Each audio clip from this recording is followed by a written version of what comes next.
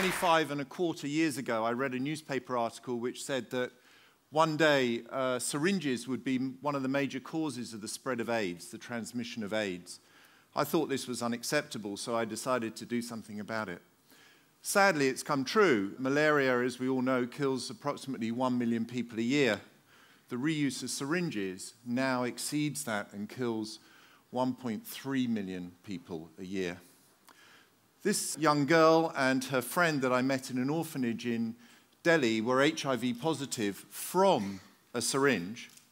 And what was so sad about this particular story was that, once their parents had found out, and don't forget their parents took them to the doctor, the parents threw them out on the street, and hence they ended up in an orphanage. And it comes from situations like this where you have either skilled or unskilled practitioners blindly giving an injection to someone, and the injection is so valuable that the people basically trust the doctor, being second to God, which I've heard many times, to do the right thing, but in fact they're not. And you can understand, obviously, the transmission problem between people in high virus areas. This video we took undercover, which shows you over a half-an-hour period a tray of medicines of 42 vials, which are being delivered with only 2 syringes in a public hospital in India. And over the course of half an hour, not one syringe was filmed being unwrapped. They started with 2 and they ended with 2. And you'll see just now a nurse coming back to the tray, which is their sort of modular station, and dropping the syringe she's just used back in the tray for it to be picked up and used again.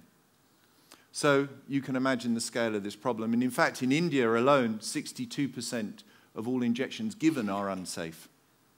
These kids in Pakistan don't go to school. They are lucky. They already have a job, and that job is that they go around and pick up syringes from the back of hospitals, wash them, and in the course of this, obviously picking them up, they injure themselves, and then they repackage them and sell them out on markets for literally more money than a sterile syringe in the first place, which is quite bizarre.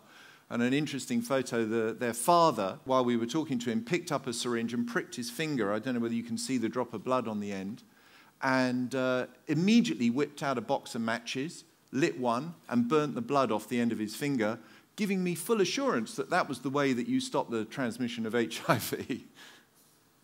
In China, recycling is a major issue, and they're collected en masse. You can see the scale of it here, and sorted out by hand back into the right sizes, and then put back out on the street. So recycling and reuse are the major issues here. But there was one interesting anecdote that I found in Indonesia. In all schools in Indonesia, there's usually a toy cellar in the playground. The toy cellar, in this case, had syringes, which they usually do next door to the diggers, which is obviously what you would expect. And they use them in the breaks for water pistols. They squirt them at each other, which is lovely and innocent, and they're having great fun. But they also drink from them while they're in their breaks because it's hot, and they squirt the water into their mouths.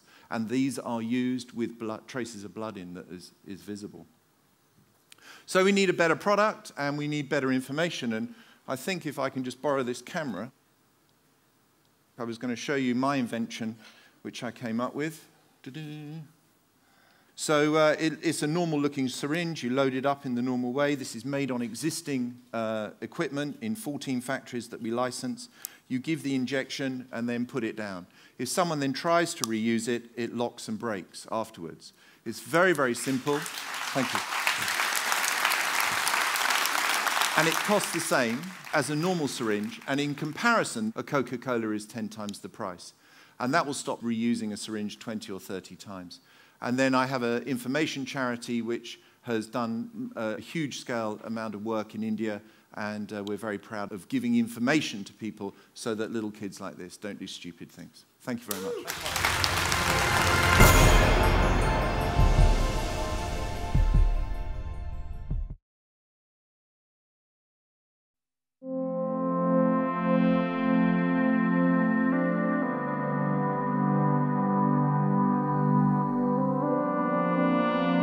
Some may call it an obsession. At Rolex, however, the pursuit of excellence is a passion. Finding a pink gold that wouldn't fade over time was just one more challenge. By adding just a touch of platinum, the most noble of metals, Rolex created an exclusive new alloy. We call it Ever-Rose Gold.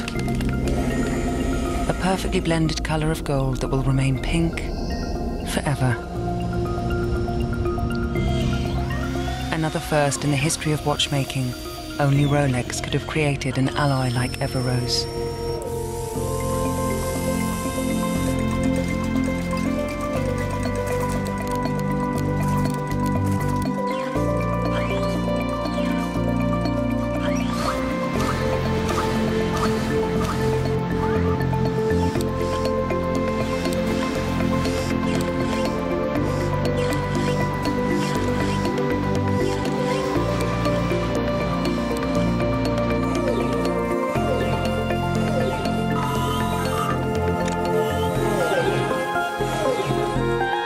Some people are always looking for what's new.